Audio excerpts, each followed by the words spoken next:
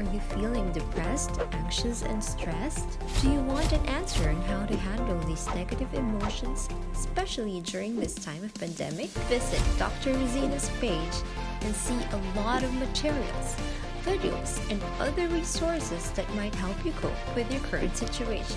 Dr. Rosina is an MD psychiatrist specializing in the treatment of stress, anxiety, and depression. She's also a best-selling author, a transformative speaker, and a podcast host. Her mission is to promote mental well-being and prevent unnecessary suffering and burnout. So, if you want to discover practical tools for mental fitness, visit our website at www.happyandhealthymind.com so you can start living your best life.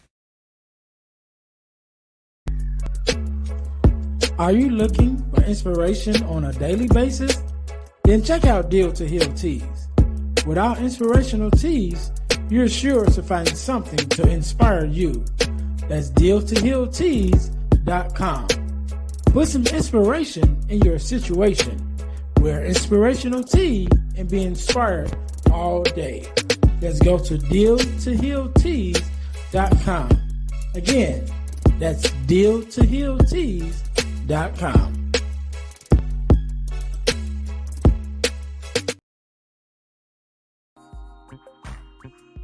Hey guys, if you're enjoying this podcast, then I know you'll enjoy the Girl Dad Discussion podcast. I'm your host, Ernest James, and I believe the relationship between a daughter and her father is one of the most important relationships a young lady can have. And therefore, my mission is to promote the daddy-daughter relationship by sharing the voices of girl dads to the world. So check out our podcast on every platform where podcasts can be listened to. And if you want to watch the podcast, check us out on our YouTube channel. Again, that's the Girl Dad Discussions podcast with your host, Ernest James. Hey guys, this is Ernest James, host of the Deal to Heal with E. James podcast. And I got a question to ask you. Could you buy me a cheeseburger? Better yet, could you buy me a value meal? Yes? Well, guess what? I don't need a value meal. However, for the cost of a value meal, you can support this podcast to keep us on the air. Just go to Patreon/Deal to Heal podcast and choose any one of the 3 tiers that's available. And if you just want to make a one-time donation, go to Cash App and make a donation to $EJames, the number 418. Make a one-time donation to the Cash App, or again, go to Patreon to support this podcast and keep us on the air. Thanks in advance. Be blessed.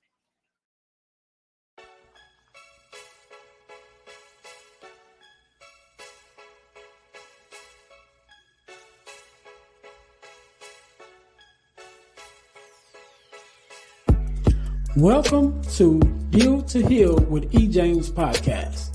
On this podcast, my guest and I will discuss topics and ways to help us to heal in every area of our lives. I believe that everyone can live a life that is happy, healthy, and whole. So I'm on a mission to help people to deal, heal, and fulfill. Deal with your problem, heal from the pain, and fulfill your purpose. Thanks for tuning in. Let's get to it. Welcome to the Deal to Heal with E. James podcast. I am your host, Ernest James, and I believe that everyone can and should live a life that is whole, healed, and healthy. And therefore, I'm on a mission to help people to deal, heal, and fulfill, to deal with your problems, to heal from the pain, and fulfill your purpose. Thank you guys once again for tuning in to the Deal to Heal with E. James podcast.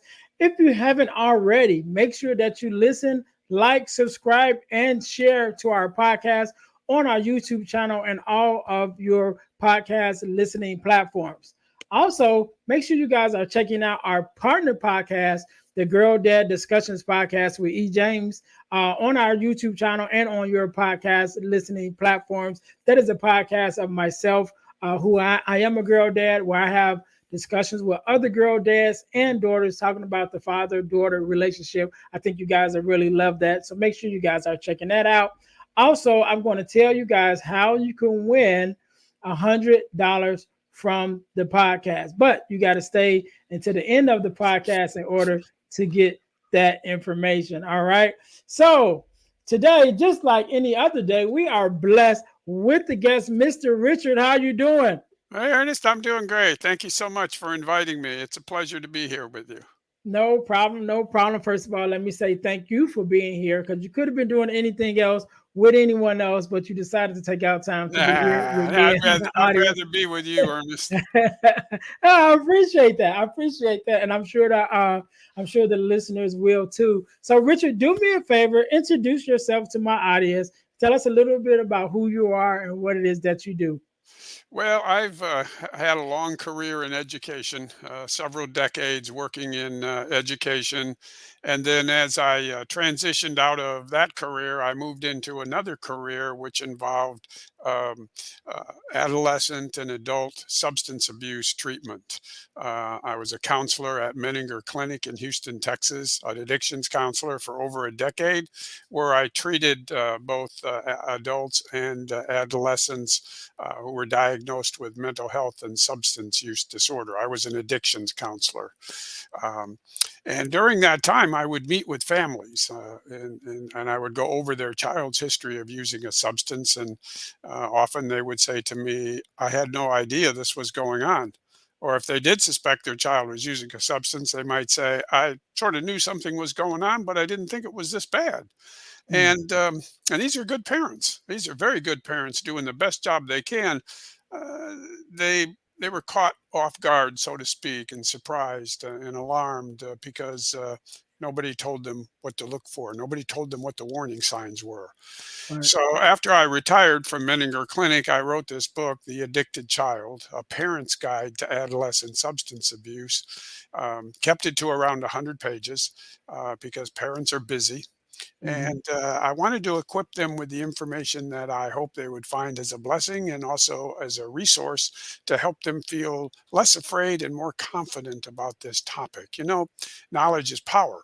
Yes. The more we know, the more empowered we feel, and the less frightened we feel about this subject, which can be a very scary subject for a lot of parents. Mhm.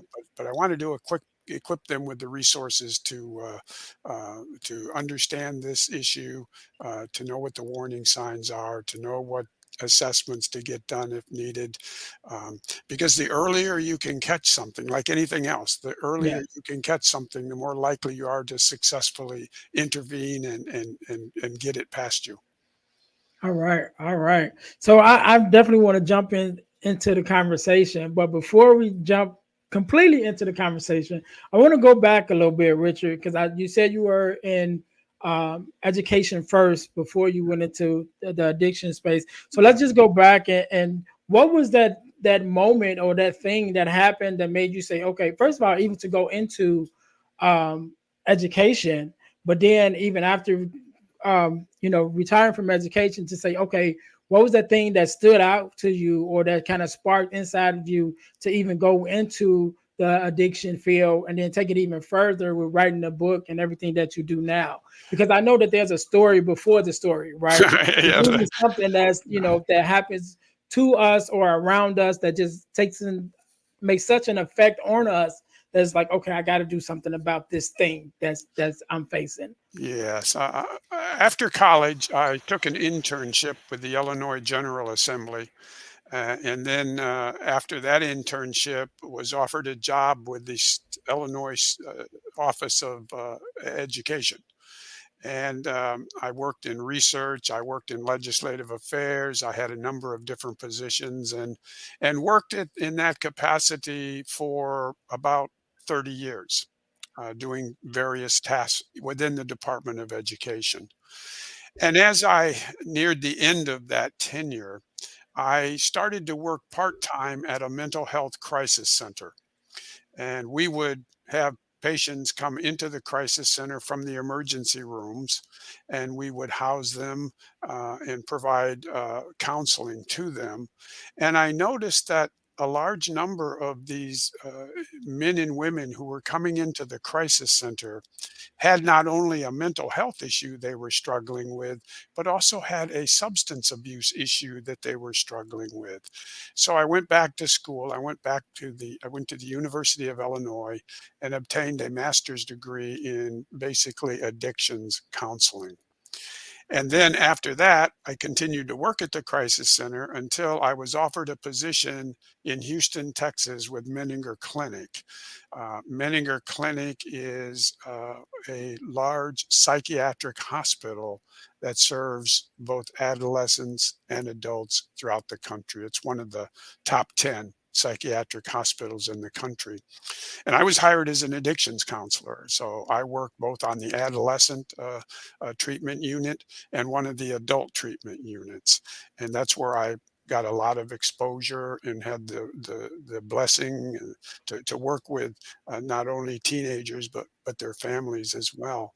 And after I was there for a little over a decade, I retired from that career and decided I wanted to write this book to help parents because I'd seen so many parents struggling with this issue of having a child with substance abuse and being caught off guard. And unfortunately, they came to us in the middle of a crisis. Yeah. And really, uh, I, I, I want to help parents to not get to that point, to intervene and to know what to look for so that hopefully they don't get themselves in a crisis situation. Yeah, yeah. So first of all, I want to say I'm born and raised in Illinois. I don't live in Illinois now, but I was born and raised in Illinois. So thank you for whatever you did with the school system, because I'm sure I was a benefit of it in some way or another. Oh, good, good. And Illinois, good for you. so, yes, yes. And then I think my baby brother and my baby sister both live in Houston now. So maybe even some ways you were connected that way. I don't know Yeah, yeah. with the work that you do. So thank you for that. So I want to jump in real quick into the kind of the psychology about it, because even myself as a speaker and going into schools and talking to students, this is one of the things that I don't have as part of my story, right? Oh, well, I guess in a way it is part of my story, because my dad for a lot of years struggled with alcohol addiction, Hmm. until he was able to beat it. But because of watching his struggle, it made me was like, I'm not even thinking about it, so that it made me stray away from any kind of substances, legal or illegal, and I'm like, no, I'm good. But now with the kids nowadays, and then so many things that's becoming legal, even though they're, I'm sure, too young to purchase some of the things, like they can't necessarily go purchase their own alcohol, but buy alcohol become being legal in most places. And then now marijuana being legal in most states. It's easy for them to come in contact with these things, and not even going to talk about the illegal drugs that they still manage to come in contact with. And so with my story, I can teach them what not to do because I didn't do it, but I don't have the same story as being someone who indulged in any kind of drug use and then overcame it. And so, but even with that being said, I still think that the youth are today, whoever, whether my story as a user or not as someone who has used, it really wouldn't matter. But to them, there's so much that's, like I said, available today, and so even with that, just thinking about that, how do you think that plays a part in even the kids taking part in it? Because like myself, watching my dad drink, it could have been two ways. I could have been like, hey, I'm going to drink too, or Yeah. maybe not. Mm. But Yeah. how do you even think the availability of some of these drugs to kids are making it easier or harder for them to even choose to go down that route?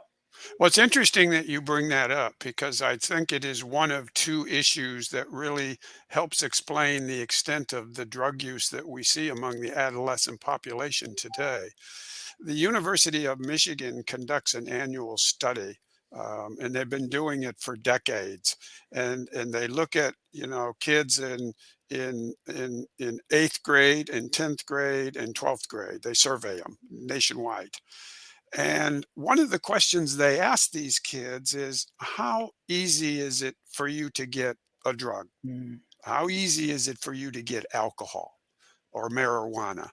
And overwhelmingly, the response that we get is, it's not a big deal. It's easy. We can get it if we want it. Over 80% of these kids say, Mm. yeah, I can get marijuana. I can get alcohol. No big deal. Uh, So these drugs are readily available to these kids on the street. The other thing we ask them, or the survey asks them, is, well, how dangerous do you think these drugs are? And overwhelmingly, the response that comes back is, we don't think they're dangerous at all.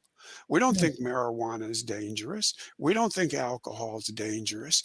So now you've got this environment where drugs are readily available and the kids know it, and they don't think it's dangerous. And that's why you see the drug issue that we have out there and have had out there for a long, long period of time. Yeah. And what are some of the reasons why kids are even turning to drugs for Yeah, things, because I definitely know the pandemic probably played a big part into, now why some of them is turning to drugs, even because of being locked away, when they weren't able to come out, or even during that time having to come face to face with some issues that yeah, they've been able to hide from by being busy. You know what I mean? And then especially being in the house. So now there's relationships with the parents where usually the parents was at work and you're at school, but now you're both at home. So now you're faced to kind of interact with each other and really find out what's going on with each other. So what are some of the issues that are causing kids to even look to drugs? And how do you think that the pandemic as a whole kind of played into that? yeah, sure. Every kid is different, and every kid has a different route to getting into alcohol or drug use. Some of them are getting into it because of peer pressure. The Mhm. kids are hanging around with, the friends are hanging around with. Some of it has to do, if it's not pressure, just hanging around with kids that might be drinking or using. And if their friends are smoking marijuana or drinking alcohol, then sure, they're likely to join in with them. Um, Another issue is that some kids, not all kids, but some kids are using a substance to medicate an undiagnosed and untreated mental health issue. Yeah. Sadly, it may be anxiety, it might be depression, it might be some type of trauma, it might be an emerging personality disorder, but it's a mental health issue that they're struggling with, and unfortunately, for so many of these kids, it goes undiagnosed and untreated. So they have found that the relief comes in some type of drug use. The example that I would share with you is that when I ask these kids, uh, help me understand why you're smoking so much marijuana, the number one answer that comes back or came back was, it helps me with my anxiety. So for some of these kids, they're using a drug, whether it's marijuana or alcohol or whatever, to medicate that undiagnosed and untreated mental health issue, sadly. Hmm. Now, Yeah. you mentioned the pandemic. What the research shows us is that during the pandemic year, adolescent substance abuse took a dramatic decline, Mm. because kids were sheltered at home. They were pulled away from their peers. They were pulled away from their activities, their social activities. Um, a- and that year, we saw a dramatic decline in adolescent substance abuse. Now, since the pandemic, we've got a couple more years of data, which shows us, well, what happened after the pandemic. And what we're seeing is that adolescent substance abuse has not returned to the pre pandemic levels, except for alcohol. Alcohol is getting back up there to where it was before the pandemic. But other drugs like marijuana and some of the others are still not to where they were before the pandemic. The one issue that I think is concerning is this issue of vaping. Mhm. For 3 years prior to the pandemic, vaping of nicotine, vaping of marijuana was increasing at alarming rates. And it's still an issue out there.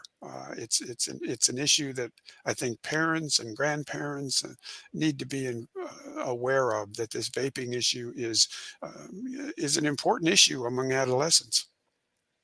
Yeah, yeah, and it's some one of the things that you said is kind of interesting to me that during the pandemic, the adolescent substance abuse went down. Yeah. So one of the which is understandable because again they're locked in the house and you know probably don't have access because they probably was getting access through their peers. So by Hmm. not being around their peers, they don't necessarily have the access. But Right. it was one of the things with the work that I do. I'm also involved in suicide information and being in that area because of course I not of course but I have my own suicide story and where I was depressed to the point that I was having suicidal ideations. And so, but what I found that during the pandemic in different areas, suicides actually went up, Yeah. and so it's just that contrast that like drug use will go down, but then suicide goes up. So it's kind of like, you know, what came first, the chicken or the egg? Like what was it one kind of caused the other or flip flop? But that I just thought that was an interesting Yeah, fact. well, you brought up a very, very interesting and important issue because we know that the pandemic did have an impact on adolescent emotional health. Mhm. Whether it's depression, being sleep deprived. Um, but we have had a mental health crisis among the adolescent population for over 10 years. We've Mm, known it. We yeah. we have had and we still have a a a mental health crisis among the adolescent population. The pandemic sort of increased it, Yeah. but it is an issue that unfortunately affects too many families, too many young people, too many adolescents, and we're just not addressing it in the way that we should. And many of these kids and their families are suffering as a result. Yeah, yeah. So I want to talk a little bit about your book because you in the book, I'm guessing, I'm sure that it's kind of have some of the warning signs that Yeah. parents should kind of look out for. And my daughter's 21 now, so she's not necessarily a teen. But even with her and my sons, my daughter's the baby of the family. But just watching them as young adults, I'm sure it's even more of a problem with them because when we talk about alcohol and marijuana, they're old enough to go buy it. You know Hmm. what I mean? And so it's like now, even as a child, they may have been sheltered by me, but now as a young adult, they're free to just go get it when they want to. Yeah. So even again, I want to talk about the book. You can tell us a little bit more about it, but I want to know like what are some of the warning signs that parents can kind of look out for? Well, it's one of I think the most important aspects of my book. I wanted to put in warning signs for parents. So I've got warning signs for a child that might be using alcohol. I have warning signs for a child that might be smoking marijuana. And I included warning signs for a child that might be developing an eating disorder or self-harming themselves because sometimes, not always, but sometimes an eating disorder or self injury will accompany a child using a substance. So I wanted parents to know what those warning signs are as well. As a general rule, what I recommend to parents is pay attention to the changes that you see in your child. You know your child better than anyone. Don't assume the changes are just adolescent acting out behavior. They may very well be, but they might be an indication that something else is going on under Mhm. the surface that you need to pay attention to. So pay attention to the changes that you see, particularly if those changes tend to linger on and on and on, and then you begin to see more and more and more of them.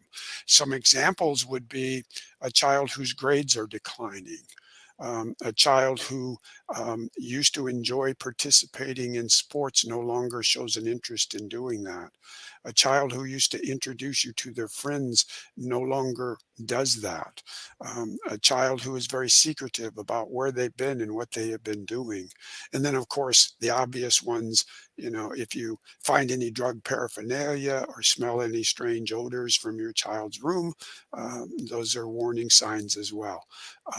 So the more you know about these warning signs, the more likely you are to pick up on some of these issues at early stages, which is what you want to do. Yeah, yeah. And so even with that being said, with you being in the serving in the area of so many years and everything, what are some of the answers? So once a parent like pays attention and they see that, okay, my child has been indulging in some kind of drug use or Yeah. substance use, what are some of the things that they can do to actually help? Like, where would they go? Where they take their child? Where would they, are there like support groups and things like that? Like, where, as a parent, like I said, my kids are all older now, but I'm just thinking as a parent of what would I do in this case? Like, now that I know, where do I turn to? Who do I turn to now? Yeah, there's a chapter in my book that talks about the assessments that you should get done. What are the tests that you should get done? What are the assessments that you should get done beyond just an addictions assessment? That one's Mhm. obvious. Um, but you want to get a psychological assessment done. You want to get a comprehensive physical exam done. And those assessments, are listed in a chapter in my book. Where do you begin? I would recommend that a parent, if they have a concern, begin by talking to the school counselor, the school social worker, or the school psychologist. Many times they're very able and capable of doing some of these assessments themselves. And if not, they have resources in the community that they can refer you to get these Mhm. tests and assessments done. So I would say I would recommend to parents that if you have a concern, start by talking to your school counselor, your school social worker, or your school psychologist and see what they advise you to do. Okay, okay. So my part of my last question before we get ready to get out of here, what are, by you having worked with adults and children, what Mhm. are some of the similarities that you see, um, maybe in the space that they share, and then some of the differences that you see, that maybe some of the causes, or even some of the effects that the adults have and the kids have, you know?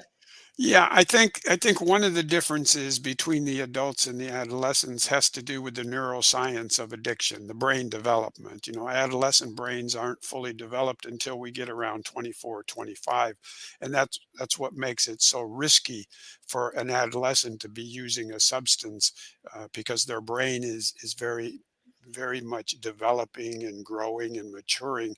And when you introduce a substance into a developing brain, you run the risk of doing some damage. Whereas an adult past the age of 24, 25, their brain is pretty well fully developed.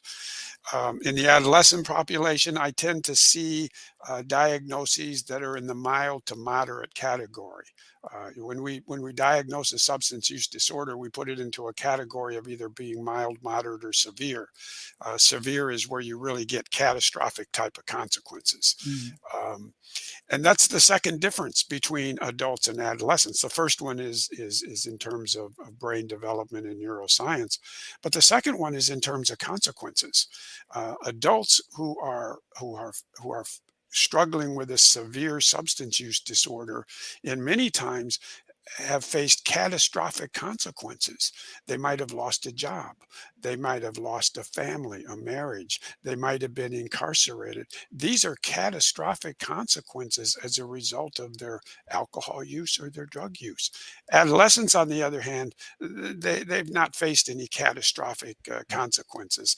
Their biggest consequence might be their parents yelling at them or maybe getting into some type of trouble at school, but not the catastrophic consequences that sadly, unfortunately, many adults face. So there are some differences between adult addiction and adolescent addiction. All right, all right. So it in your own words, what would be something that, and I usually ask for a word of advice or whatever before we get out. But even before we get to that part, just from your experience, what would be something that you would just tell parents just to kind of keep an eye on in this climate now, today, because I think it's so different. Again, I mentioned earlier about the access to, new drugs now. And then even like now, we're hearing so much about fentanyl and things that's being Yeah. laced and, kids not knowing. So, do you have any input even on that, or just kind of things to watch out for? That may be playing a part, or something we could physically look at now to kind of be like, okay, let me monitor that. Yeah, I think as a parent, you don't want to become paranoid about this issue, but you don't want to hide your head away from it either. Mhm. So many parents think, well, this isn't going to happen to us. So you don't want to become paranoid about it. You want to become knowledgeable about it, because knowledge is power. You want to understand and learn, at least some of the basics about addiction, adolescent addiction. You want to feel prepared to deal with it if you need to deal with it, and confident that you can. You hope it doesn't happen to you, but you want to feel confident that if it does, you can deal with it. And Mhm. that's why, I wrote my book, The Addicted Child, A Parent's Guide to Adolescent Substance Abuse.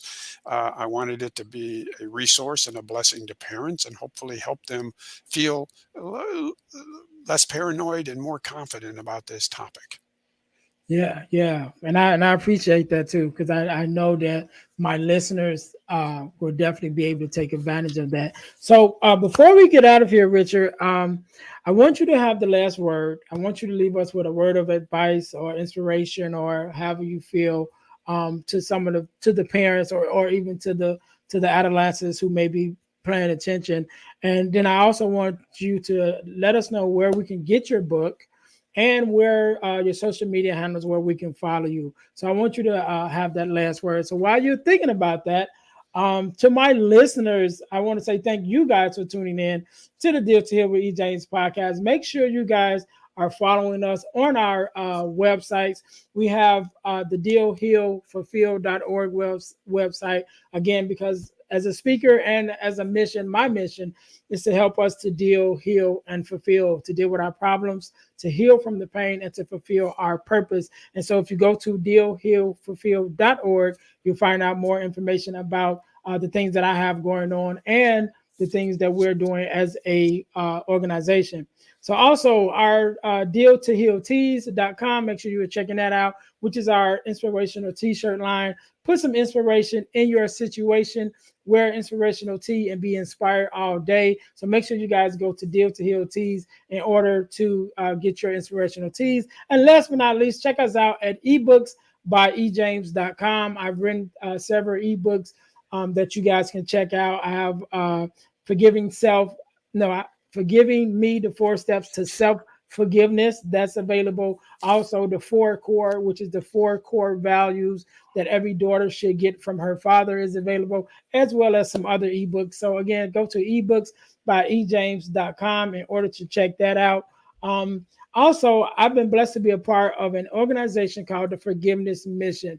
And one of the things that we do, we have free virtual workshops every quarter of the year, which means whenever you're listening to this, either a workshop just ended or there's one coming up. So you can go to forgivenessmission.com in order to check that out, or go to Eventbrite and register for the forgiveness workshop, where we talk about forgiveness, what it is, what it's not, who it's for, forgiveness of self. We talk about forgiving others. We talk about forgiveness of the world. So it's just everything, conversation around forgiveness, which I believe is a conversation that we all should have and definitely employ in our lives. So make sure you guys go to forgivenessmission.com, or just go to Eventbrite and look up forgiveness workshop in order to register. Also, I told you guys I was going to tell you how you can win $100 from the podcast. So you can win $100 from the podcast by joining our super subscriber contest. And what you must do is first subscribe to our YouTube channel, to our Facebook page, and to our podcast on Spotify. And after you've done those three things, you text the word WIN, WIN, to the number 866-326-7030. Again, that's 866-326-0730 to qualify to win $100. It's an ongoing contest and it's random, which means once you're in, you can always win. You don't have to re-up. You can just win whenever we pull your name. So make sure when you text the word WIN, WIN, to the number 866-326-0730, you leave your contact information. We got people that's texting the word WIN, but they don't leave no information, so we don't know who you are. So we can't call you to let you know that you are our next winner. So make sure that you leave your name, your email address, and even your phone number so we can contact you if you are our $100 subscriber winner. All right. So again, Richard, let me say thank you once again for being on. Thank you for sharing your knowledge and your wisdom with us. I want you to have the last word, so the floor is yours. Thank you. Thank you, Ernest. This issue of healing that you bring up is so important. We've been talking a lot about the kids and the adolescents and the issues that they get involved in. And sometimes we neglect to talk about the parents. The parents are suffering too, and they're going through their own crisis, and they need to heal through this process as well. And my hope and suggestion for them is to get involved in a support group. Find a support group. Maybe it's in your church. Maybe it's in your community. Maybe it's with a mental health group or someone. But find a support group that can help you, because this is going to be a journey. But unfortunately, so much of the attention gets focused on the child, the adolescent who's going through their crisis, that we forget the parent is going through their crisis too, and they need help as well. So I'm glad you brought that up, and the whole issue of healing. The book is available on Amazon. It's called The Addicted Child, A Parent's Guide to Adolescent Substance Abuse. It's available as a Kindle and as a paperback.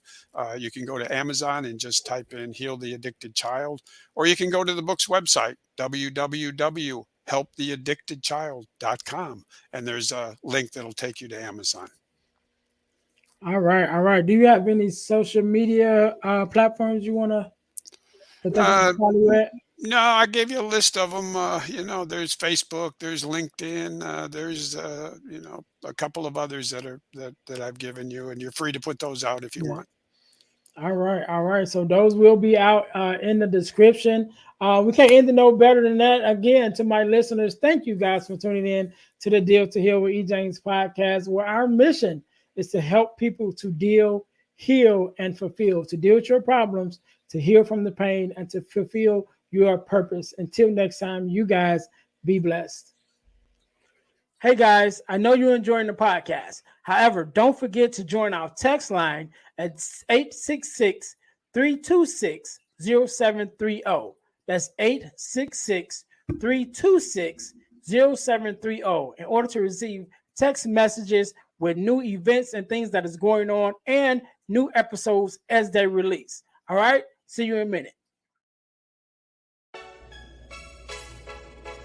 Thanks for listening to the Deal to Heal with E. James podcast. Remember to listen, like, subscribe, and share. This episode has been brought to you by Deal to Heal Teas. Put some inspiration in your situation. Wear an inspirational tea and be inspired all day. Let's go to dealtohealteas.myshopify.com. Remember, our mission is to help you to deal, heal, and fulfill. Deal with your problem, heal from the pain, and fulfill your purpose. Thanks for listening.